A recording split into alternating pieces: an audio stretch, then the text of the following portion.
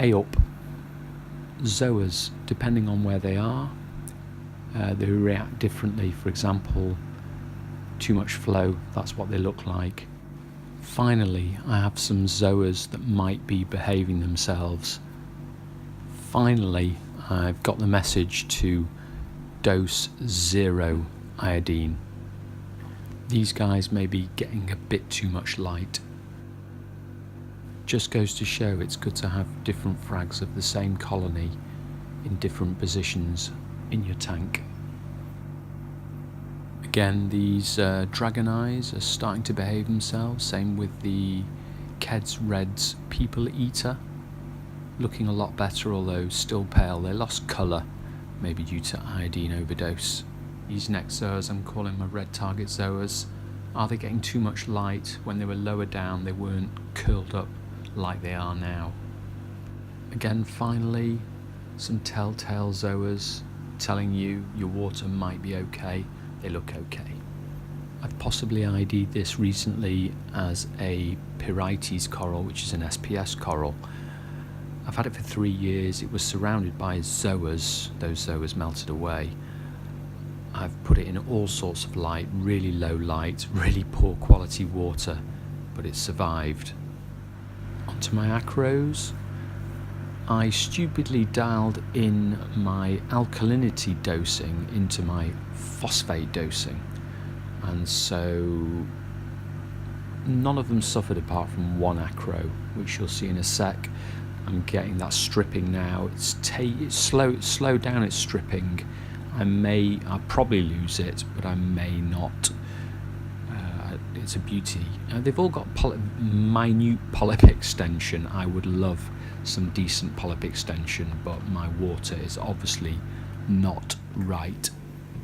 I've changed my rockwork slightly, and in doing so I moved down this Montiporus spongades, so it's not going to grow as quick, but I don't mind. I don't want it. I've not got a big tank, so I don't want it to take over the tank.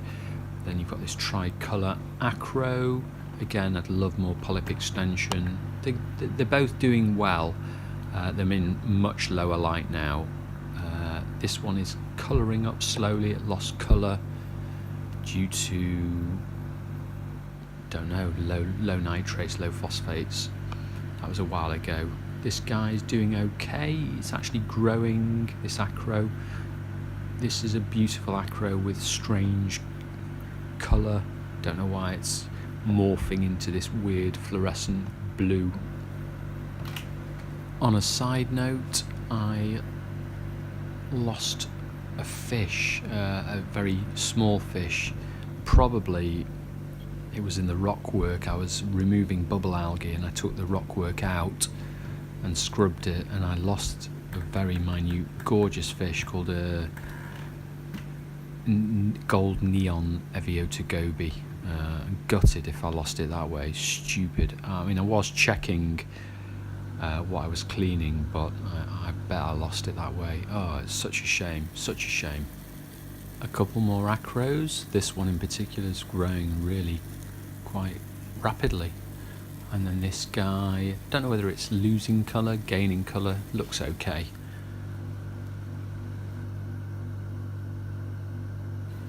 I've moved this one at this acro higher in the light and definitely growing a lot quicker.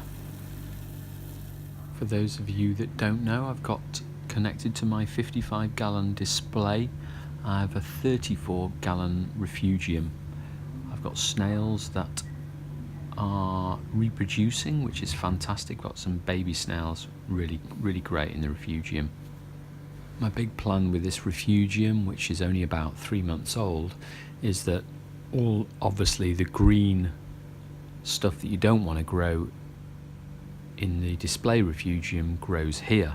Is it working? Probably not, but it is inhibiting huge amounts of algae growth in my display tank. I've definitely got issues with my display tank. I would love it if I had no algae in my display tank, But at the same time, in a real reef, you do actually get green algae growing in a reef, and if you have the correct amount of cleanup crew, such as snails, hermit crabs, and emerald crabs, then they're meant to keep that under control. I definitely admire all you guys that have got that clean rock work, that perfect rock work. It is beautiful, and mine is far from that. What I can do is I can chuck a lot of food at my fish, and I do like that. The algae on the display tank rock work is under control. It's not out of control. I guess you can either have it where you have zero algae, or you have some algae that is under control. I need more snails, definitely, and maybe they would clean the rock work and make it look a lot better.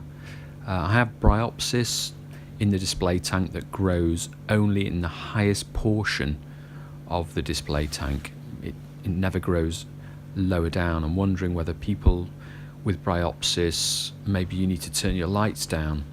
Okay, your corals will slow down in growth. My acros would benefit with more light, but I've turned the light down. They're still growing, but the Bryopsis is only growing at the highest point. Okay, you can nuke it with fluconazole, which is cool. I don't want to do that just yet. Hey, I probably will, but not just yet, so we'll see. I came across an old post in YouTube which really hit home, and that is that in a reef, a proper reef, you get macroalgae. You don't get zero algae, which is what every reefer seems to want to attain, and I get it. It looks fantastic, and I guess in the Great Barrier Reef maybe there is barely little algae because there's such great cleanup crew. I think it might be important to have some macroalgae. Everybody's trying to not have it, but I think it might be a good idea to have it, but under control. I guess we're trying to strive for that. I don't think everybody's trying to strive for it though. Now, what is this poor sucker? I don't know what it is. Maybe it's part of a hermit crab. I feel a bit sad. I thought it was my conch snail, but I gave it my conch snail a nudge. I later saw my skunk shrimp munching on that as well, and that's not good. Something has died. This is my bird's nest. It's coloured up quite a bit. It's looking okay. There again is that poor little thing. What on earth is it? Anybody knows, please drop a comment. That would be fantastic. It's nice to see that my plating Montipora has finally decided to colour up. I've put it in a inconspicuous place where it's not going to shade any corals. This acro I was given as a freebie from the LFS. It was covered in Bryopsis, and it's finally fighting the Bryopsis and growing above it. Faster, faster, faster. Come on. Keep eating that algae, come on. Beginner, start off with this purple Stylophora.